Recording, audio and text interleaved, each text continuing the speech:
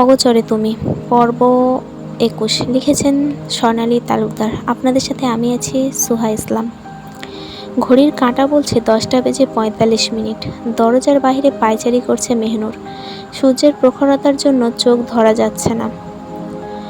ডান হাতে থাকা ফোনটা বাম হাতে নিয়ে ডান হাতটা কপালের উপর দিয়ে তীক্ষ্ণ দৃষ্টি মেলে রাস্তার দিকে তাকালো। একটা গাড়িও দেখা যাচ্ছে না। ওইদিকে কাজী সাহেব তাড়া দিচ্ছে বারবার। মেহনুর উঁকি দিয়ে কাজী অফিসের ভিতরটাই দেখে নিল। কলি চুপচাপই বসে আছে। তনিমা সারা ঘর জুড়ে হাঁটছে আর একটু পর পর কাজী সাহেবকে বাচ্চাদের মতো এটা ওটা জিজ্ঞেস করে ওনার মাথা বিগড়িয়ে দিচ্ছে। কাজী সাহেব ওর প্রশ্নের উত্তর দিতে দিতে যখন বিরক্ত হয়ে এক ধমক দিয়ে ওকে চুপ করায়, এমনিতেও তার দেরি হয়ে যাচ্ছে, তার উপর তনিমার যত আজগুবি কথাবার্তা। তনিমা কাজের দিকে মুখ ভেঙচি দিয়ে কলির পাশে গিয়ে বসল। মেহনুর ঠোঁট টিপে হেসে আবার দৃষ্টি সরিয়ে নেয়। অদূরেই একটা গাড়ি দেখা যাচ্ছে। হাতে থাকা গোল্ডেন ফিতের ঘড়িটায় এক পলক তাকিয়ে সময়টা দেখে নিল মেহনুর। 10টা বেজে ৫৫ মিনিট। কাজী অফিসের সামনে পরপর দুটো গাড়ি এসে থামল। প্রথম গাড়ি থেকে বেরিয়ে আসলো রওনাফ আর রোশনি। অপর গাড়ি থেকে অর্ক, দিহাদ, অয়ন আর রসান। মেহনুর সবাইকে তাড়া দিয়ে কাজী অফিসের ভিতরে চলে যায়। কলি, তুই বিয়ে করছিস? উৎকণ্ঠিত স্বরে অয়নের বলা কথাটা শুনতে পেয়ে সবাই চকিতে তাকালো অয়নের দিকে। অয়নের দৃষ্টি স্থির দরজার বাম পাশে পেতে রাখা সোফাটায়। অয়নের দৃষ্টি অনুসরণ করে সবাই তাকালো সেদিকে। কলি লাল টুকটুকে বউ সেজে বসে আছে। দিহাদ, অর্ক, অয়ন বিস্ফোরিত চোখে তাকিয়ে আছে কলির দিকে। অর্ক, অয়ন দ্রুত পায়ে এগিয়ে যায় কলির দিকে। ঠায় দাঁড়িয়ে রইল দিহাদ। ওর হৃৎপিণ্ডটা কাজ করছে না। মনে হচ্ছে শরীরটা ক্রমশ দুর্বল হয়ে যাচ্ছে। বুকের ভিতরটা চিনচিনিয়ে ব্যথা করছে, গলা শুকিয়ে আসছে। কাকে বিয়ে করছিস তুই? অর্ক অবাক হয়ে কলির দিকে প্রশ্ন ছুড়ল। সবার উপস্থিতিতে অর্কের এই প্রশ্নে কলি কিছুটা অপ্রস্তুত হয়ে পড়ল। ও চুপ করে রইল। কি বলবে বুঝতে পারছে না। কি হলো বল? কলি নীরবতায় অধৈর্য হয়ে অর্ক ফের বলল। কলি ইতস্ততভাবে আঙুল উঁচিয়ে দরজার দিকে ইশারা করল। অর্ক দরজার দিকে তাকিয়ে বিস্মিত কণ্ঠে বলল, মানে দিহাদকে? নিজের নাম শুনে চমকে উঠল দিহাদ। চটজলদি মুখ তুলে তাকালো কলির দিকে। চোখাচোখি হয়ে যায় দুজনের। লজ্জায় চোখ নামিয়ে নেয় কলি। দিহাদ বিস্মিত হয়ে তাকায় মেহনুরের দিকে। মেহনুর মাথা উপর নিচ নেড়ে দিহাদকে আশ্বস্ত করে যে ও যেটা শুনতে পেয়েছে সেটা সত্যি। দিহাদ চোখ বন্ধ করে একটা দীর্ঘশ্বাস টানে। স্বস্তির নিঃশ্বাস ফেলে মুখে হাসি ফুটিয়ে সম্মুখে এগোয়। মাহবুব সাহেবকে জড়িয়ে ধরে খুব কান্নাকাটি করছে কলি। এই মানুষটা ওর বাবার অভাবটা অনেকটা পূরণ করেছেন। ওর দুঃসময়ে একমাত্র এই মানুষটাই তো ওর পাশে ছিল। ওর জন্মদিনে ওকে রাত 12টায় ঘুম থেকে তুলে সারপ্রাইজ দিতেন প্রতিবার। ও রেজাল্টে খুশি হয়ে পাড়ার সবাইকে মিষ্টুমুখ করাতেন। অনেক সময় কলি না চাওয়া সত্ত্বেও অনেক কিছু পেয়েছে এই মানুষটার কাছ থেকে। কলির কাছে মাহবুব সাহেব ওর বাবার সমতুল্য। একজন বাবা তার সন্তানের জন্য যতটা করেন, মাহবুব সাহেবও নিজের সর্বোচ্চ দিয়ে চেষ্টা করেছেন। কলি এই মানুষটার কাছে চিরঋণী। মাহবুব সাহেবও কলির মাথায় হাত বুলিয়ে দিতে দিতে চোখের জল ফেলছেন। কলিকে তিনি নিজের মেয়ের মতোই ভালোবাসেন। যদিও তিনি অনেক ক্ষেত্রে অপারগ ছিলেন, তাও তিনি সাধ্যমতো কলিকে আগলে রাখার চেষ্টা করেছেন। আজ যেন কলির কান্নার বাঁধ ভেঙে গেছে। কিছুতেই ওর কান্না থামছে না। আকলিমা বেগমও মাহবুব সাহেবের স্ত্রী এসেছেন। তিনি নীরবে চোখের জল ফেলছেন। এই অনাথ মেয়েটার প্রতি এতটা নির্দয় না হলেও পারতেন। হয়তো সেটাই ভেবেই কাঁদছেন। মেহনুর চুপ করে দাঁড়িয়ে আছে, মুখে অমায়িক হাসি। কাউকে হাসি খুশি দেখলে ওরও অনেক ভালো লাগে। দিহাদের চোখে মুখে কৃতজ্ঞতা মিশ্রিত তৃপ্তির হাসি। মেহনুর এমন কিছু করতে চলেছে এটা দিহাদের কল্পনাতেও ছিল না। অর্ক হতভম্ব হয়ে শুধু দাঁড়িয়েই রইল সারাটাক্ষণ। এতক্ষণ এখানে কি ঘটল সবটা এখনো ওর কাছে ধোঁয়াশা। সকালে অয়ন গিয়ে ওকে ডেকে তুলে বলে যে কাজী অফিস যেতে হবে। অর্ক কারণ জানতে চাইলে অয়ন বলল, মেহনুর বলেছে কার যেন বিয়ে আছে।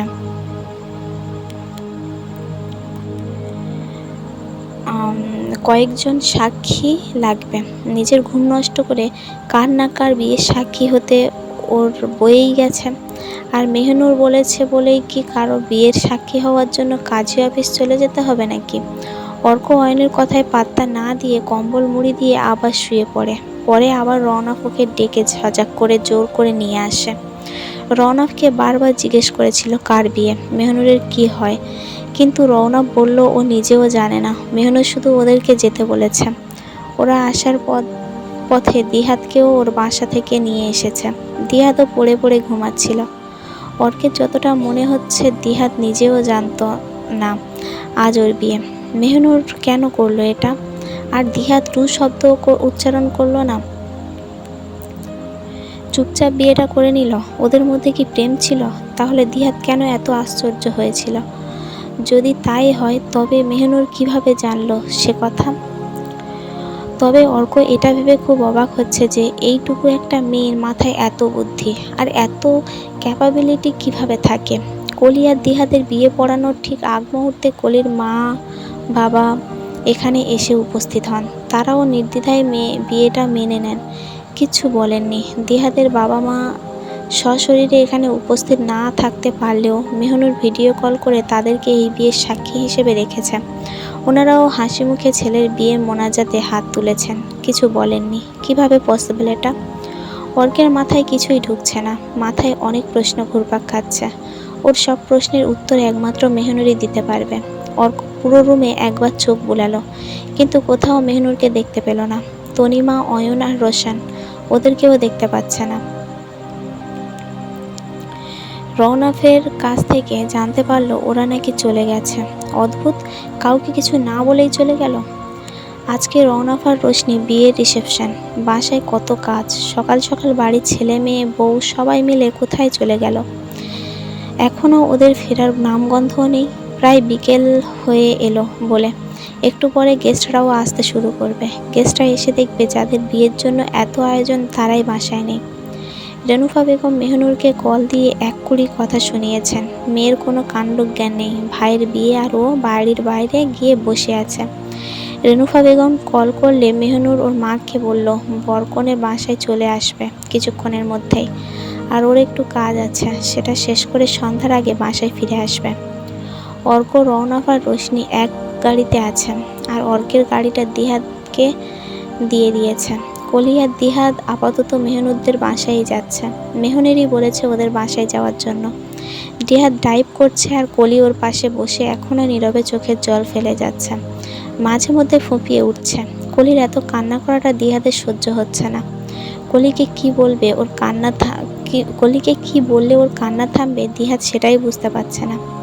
দিহাত কলির মাথাটা আস্তে করে ওর কাঁধে রেখে কলিকে একসাথে শক্ত করে জড়িয়ে ধরল। কলি যেন এতক্ষণ এটারই অপেক্ষায় ছিল।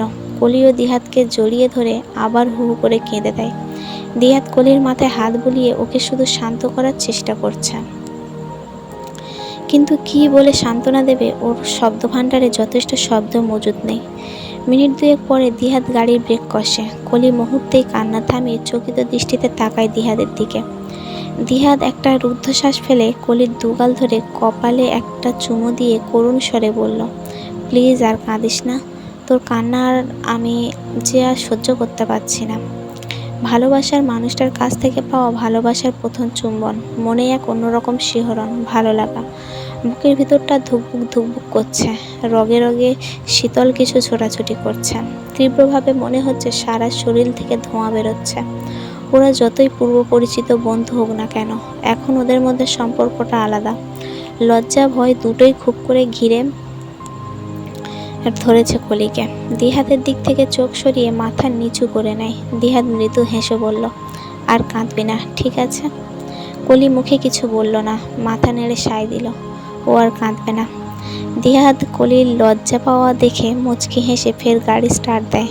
কলির লজ্জায় আর দিহাতের দিকে তাকাতে পারছে না, মাথা নিচু করে চুপচাপ বসে আছে। রাত 10টা। ড্রাইভিং সিটে বসে আছে মেহনুর, ড্রাইভ করছে। ঠিক ওর পাশেই বসে আছে কলি, আর ওদের পিছনে বসে আছে দিহাত, অয়ন আর তনিমা। সবাই দিহাতের বাসায় যাচ্ছে ওদের দিয়ে আসার জন্য। দিহাত চেয়েছিল কলি যাতে ওর পাশে বসে, কিন্তু তনিমা বাগড়া দিয়ে নিজে বসে পড়ে।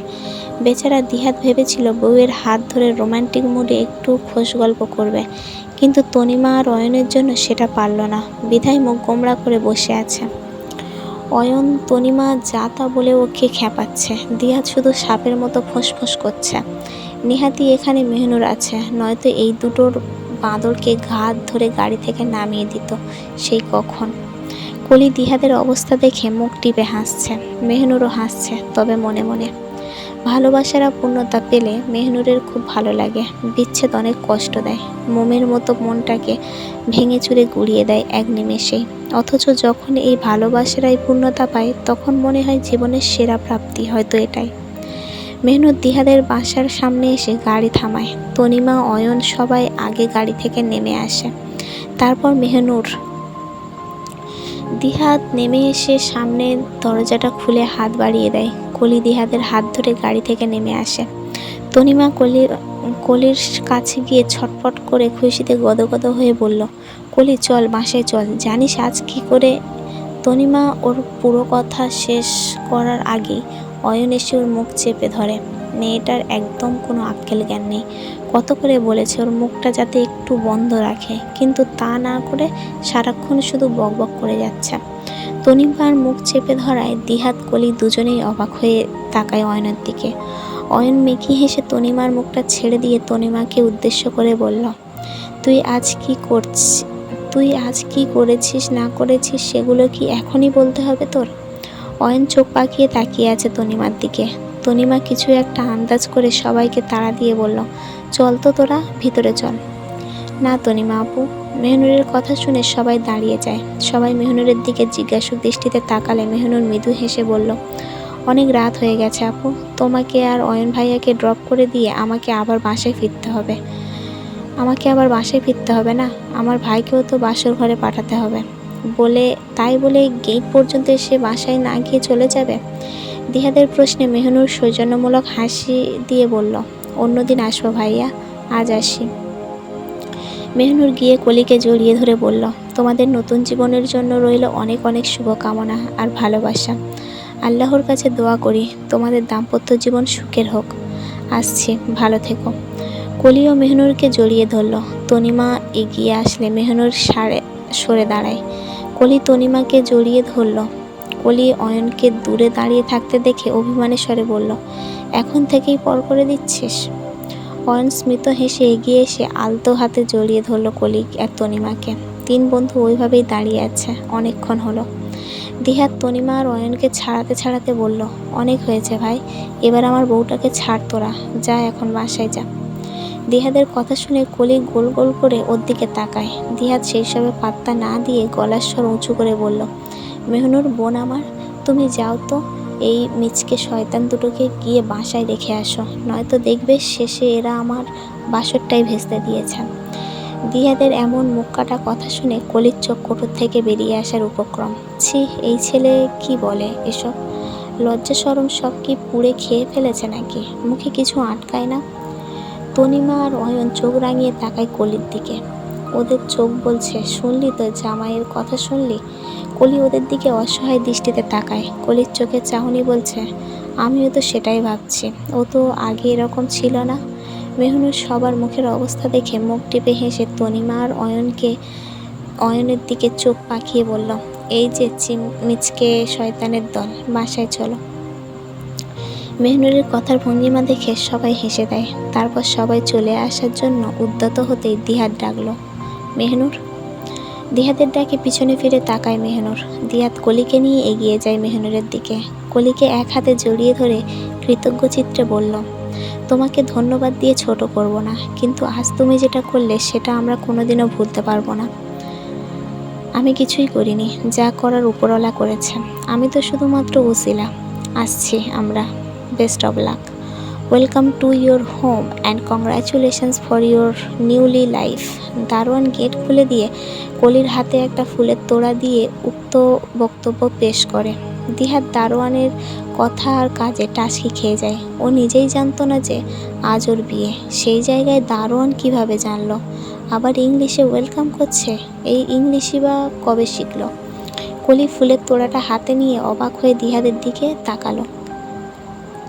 তাকালে দিহাত ঠোঁট উল্টে মাথা নাড়িয়ে বোঝায় ও কিছু জানে না। দিহাত দারোয়ানের দিকে শান্তিয়ান চোখে তাকিয়ে বলল, রহিম চাচা, তুমি কি করে জানলে এসব?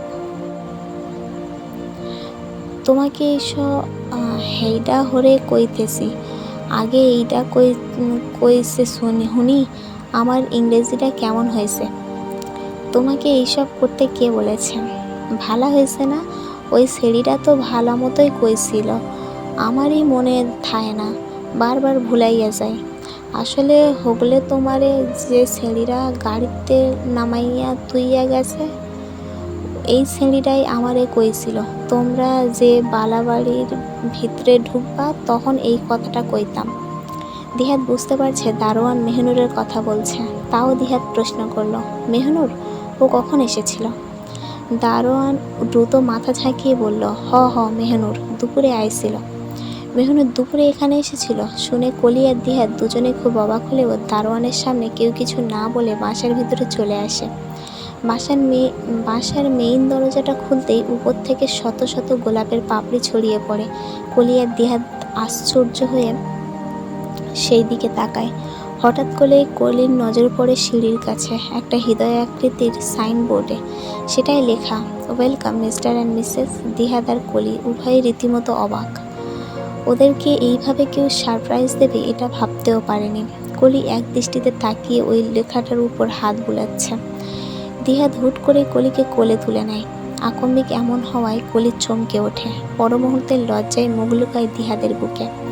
দিহাত কলিকে কোলে নিয়ে সিঁড়ি বেয়ে ওর ঘরে চলে যায়। দিহাত ঘরে গিয়ে কলিকে ঠিক বিছানার মাঝখানটায় বসিয়ে দেয়। দরজাটা আগে থেকেই খোলা ছিল, তবে একটু ভেড়ানো ছিল।